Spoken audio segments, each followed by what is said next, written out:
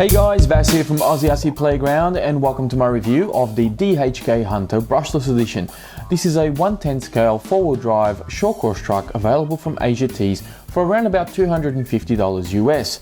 The truck comes equipped with a 45 amp ESC, a 3970 kV brushless motor and a 6 kg steering servo up the front to point it in the right direction. It also has 16mm plastic threaded body chocks, aluminium front and rear shock towers and an aluminium 2-piece upper deck. Okay, so now that we got that out of the way, let's move on to the review itself and find out whether or not this truck is actually worth the money. I'm going to start off this review with some of the negative points on the truck and then we'll move on to some of the positives and finish it off with my closing thoughts. First negative I'm going to point out on the truck, guys, is going to be the tires. I found the rubber compound to be a bit too hard. The tread pattern was probably a little bit too closed off. It didn't, it kind of needs to be a bit more opened up. They hold up okay on tarmac, they're not too bad, although they do get a little bit loose on 3S or 2S, they're actually not too bad. But on the off-road terrain that I run on, which is mainly loose gravel, bit of dirt and grass, that's where I found them to be at their weakest point. And yeah, I ended up swapping them over before too long. Currently running the Proline trenches on here and it's a world of difference. Definitely get a lot more grip, a lot more hookup, and I can turn the truck a lot better as well. Whilst with these, I was kind of slipping and sliding all over the place, and even on a straight line, they didn't have a lot of forward grip, which was yeah, a bit disappointing. I do like these wheels though, so there's a very good chance I'm probably going to be taking these tires off the wheels and putting on maybe some trenches on these wheels, because they do look very, very good. So kudos to DHK for coming up with some decent wheels on a short course truck. Another weakness that I found on this guy was the steering servo. Now, in a lot of ready-to-run vehicles, you'll find steering servos to be a bit too slow or a bit too weak. They don't always match the weight of the RC that you're running. But one of the biggest downfalls is when a steering servo fails. By that I mean it strips gears, it stops working. And that's exactly what happened with this particular one. Now, the thing that's a little bit concerning here is that I'm not the only one that has a DHK vehicle where the steering servo has failed. I've had some people comment on some of my previous videos of this truck saying that they have DHK vehicles. Some have the short course truck, some have the 110 scale truggy, and yeah, steering servo, same thing. And this one I think only lasted about half a dozen packs or so before it completely stripped out. So a little bit worrying there. I think the quality of the servo isn't very good. You can probably get by with the tires for a little while, but I would probably suggest that if you buy one of these trucks, put aside a few dollars and get yourself an aftermarket steering servo, because there's a good chance yours is probably going to fail as well. So that's a little bit disappointing. Another thing that I had fail on the truck was the front bumper, which was this guy here. Now you'll notice that this one here has a little tab up the top there, and this one is broken off. Once this tab snapped off, the bottom half of the bumper was kind of just coming off, and eventually the whole thing kind of fell apart, and I had to replace it. The good news is, as you can see, I have a spare one here, and I've also replaced the broken one on the truck. These don't cost a lot of money. Most of the parts for this truck are actually very affordable. They're quite cheap, and if you do find that you break a part, by all means jump online and order a couple of spares. That way you don't have to be waiting too long for your parts to arrive. So that's one positive, but it's just a shame that the front bumper failed. Keep that in mind, because it was the only plastic piece so far that's broken on the truck. It was just the front bumper. May have been a bit of bad luck, I don't know, but that's the only thing that's broken on the truck so far. The other thing I'm going to point out as being more of an annoyance than anything else was that the body came out of the box mounted to the truck somewhere around here. It was very low. And what I found was that the body was rubbing on the ground when I was landing jumps. So the bottom edge of the body here was actually just rubbing on the gravel. And even the tires, the rear tires, you'll be able to see these black spots on the body there. The tires were actually rubbing on the body itself. On top of that, another problem that I had was that the body wasn't trimmed properly. By that I mean, I think the mold is just a bit oversized for the type of truck that it is. The first thing I noticed was that the way that the rear bumper kind of comes up, hoping you guys can see that on camera there, it kind of comes up, it's got these two little bits that sort of come up here.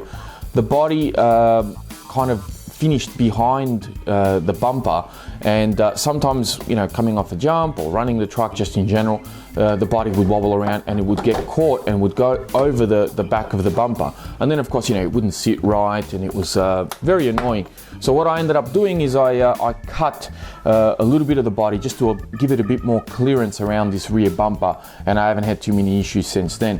What I have found though is that if you do land bottom first, the body does hit the ground before the bumper does. So something that I'm probably going to be doing very soon is actually trimming the bottom of the body here, so that if it does land this way, it doesn't get caught up in the ground, because I have cracked it in the back here a little bit. There's a bit of a crack just in this back corner because of that.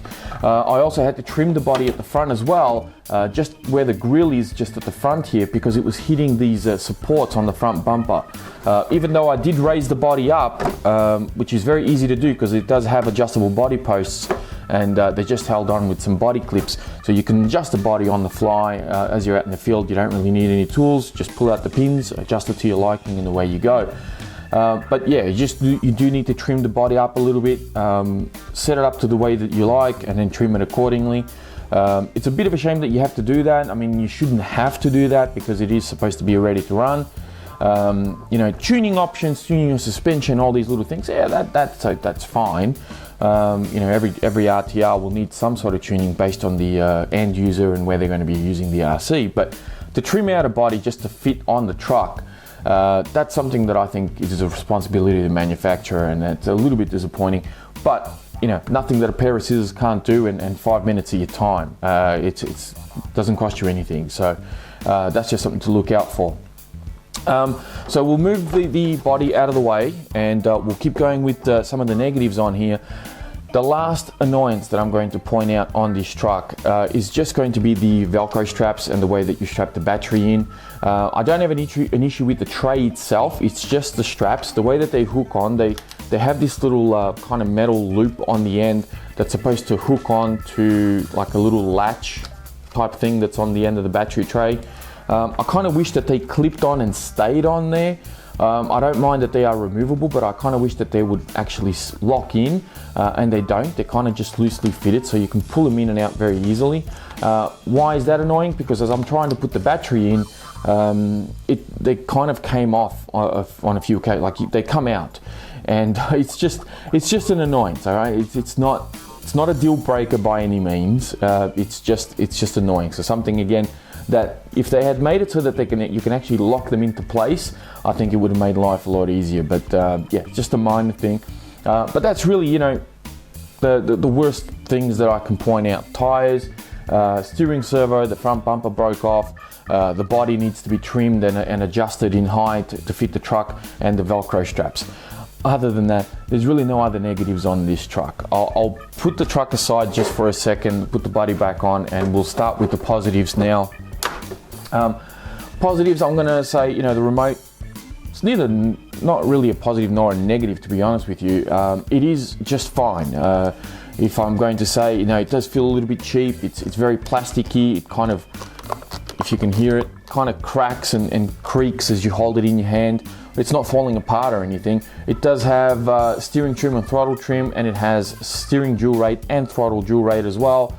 Reverse switches down the bottom, and some LED lights to indicate the power or the battery power that you have. It does run on 4 AA's, collapsible antenna, and it works perfectly fine. You didn't have an issue with range. Everything works just fine. It has some weight to the trigger, which I like. The only thing that I'm going to really point out is that the wheel is kind of small. I always find that when I drive this truck, it takes me a couple of minutes to get used to the wheel. Because it's just a slightly smaller radius than some of the other remotes that I use. But you know, that's again just a minor thing. I just wish it was a little bit bigger. Other than that, the radio is totally fine. Putting that aside, now starting with the body, even though it does need to be trimmed and all of that, the body's actually held up very, very well. I mean, the truck has taken absolute pounding, And aside from some scratches, a couple of dents and some bruises, it's perfectly fine. I'm actually very impressed with the durability of the body. So kudos to DHK again for coming up with a decent, ready-to-run body. Just make sure that it would be nice if they would actually trim it to fit the truck properly. All the other plastic parts on the truck have held up just fine. Have not had any A-arms break, haven't had the rear bumper break, haven't had shock towers bend, even though they are kind of a pressed aluminium. They work fine. And I think the reason for that is because these body posts actually do have quite a bit of flex.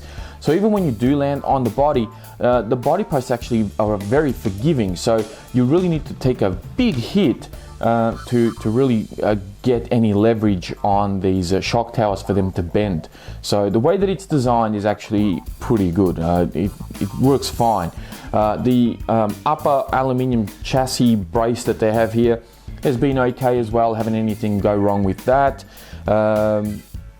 It has front and rear CVDs, which is fantastic. Most RCs, they'll have the front CVDs for your steering, but they'll have rear dog bones. This has CVDs all around. The adjustable toe links are actually very thick, and even the rod ends that they use on these are actually quite big as well. So I haven't had them pop out or break or show any signs of weakness. Another great thing about this truck, something that I was very surprised with, is that there's very little slack on all four corners, like very little play. It's really quite surprising and just amazing. I'm blown away, the quality of it. I have more expensive RCs, bigger in fact, that have way worse slop on all four corners. And this one is just fantastic. Well done, DHK, just brilliant. Very precise. This means that when you do get a decent steering servo in here like I have now, for those of you who may be curious, I'm using a CYS steering servo. I'll even give you the model number. It is an S2112, which I picked up from Asiatees. I've got the exact same one, I believe, on my Pro 2 short course truck.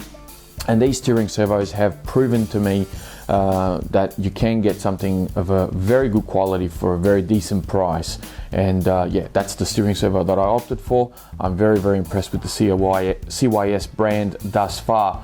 So more than likely you're going to see more of those in the near future. So with a decent steering servo, I have very precise steering now.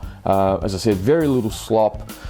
It's just very, very minute movement. It's really well assembled, well done. The power system, of course, for $250 odd, you're not going to get, that's US dollars too, by the way, you're not going to get something that's going to be ballistically fast out of the box, but it holds its own. It does a very good job. I believe it came with the Dean's connector straight out of the box. It has a 45 amp ESC, as I said, and a 3970 kV brushless motor. It is just sort of a standard 110 scale brushless motor, and it's totally fine. I think top speed was, from memory, was 55 odd kilometers an hour on 2S, and about 65 or high 60s on 3S. So pretty decent speed, especially on 3S for a truck like this. You will have a lot of fun with it. I think it's just fine for the price range and the budget that it is. It's perfectly fine. Another thing that I really like about this truck is the chassis itself. Even though it is plastic, there's really no flex in this thing at all. It's very well put together. And the one thing I really like about it is that it's quite wide. Why is that a good thing? Because it deflects a lot of air from entering the short course body. Something that's always been an issue with short course trucks is because they have such big bodies. When you do take the jumps here and there, they parachute, right? Because there's so much air going into that body. Now, of course, one way to overcome that is start cutting out holes in the body to allow the air to escape. But something that's can be avoided by having a well-designed chassis like this one is if it's wide enough, it will deflect a lot of that air from coming in. And this is something that I noticed with this truck. It seems to me like the wider the chassis is, the less parachuting you have. It's just common sense. So I really like the fact that it has this width. The only thing I wish they would do is it does have these ridges for some extra strength on the inside of the body, which is fine, but it does kind of limit you where you can put your electronics sometimes because the ridges get in the way. So I don't know how you can avoid that, but yeah, that's probably just a wishful thinking type of thing. Wish that they would, you know, I had a bit more freedom on where I could position my gear. Now, being the brushless Hunter version, it does have 3 diffs. You got rear, center, and front diffs. If you do opt for the brushed version, you won't get the center diff. You'll have a slipper clutch, which is fine as well. However, you can always buy the center diff and upgrade it on that truck if you wish. So it really depends on which direction you want to take there. The brushed version is obviously a fair bit cheaper. But the brushless version does have the little added bonus with the center diff, so something to keep in mind there for yourselves if you're trying to decide which one you want to go for. Now, the icing on the cake for this particular truck, for me anyway, is the suspension setup out of the box. By far and away, probably with the exception of my Traxxas / Ultimate, which is worth almost, what, 3 times the price of this, at least twice as much. The suspension setup on this truck was just phenomenal. I haven't touched these shocks. I think I've adjusted the collars a little bit. That's been about it. The way that they function and the smoothness of this suspension, I'm absolutely blown away.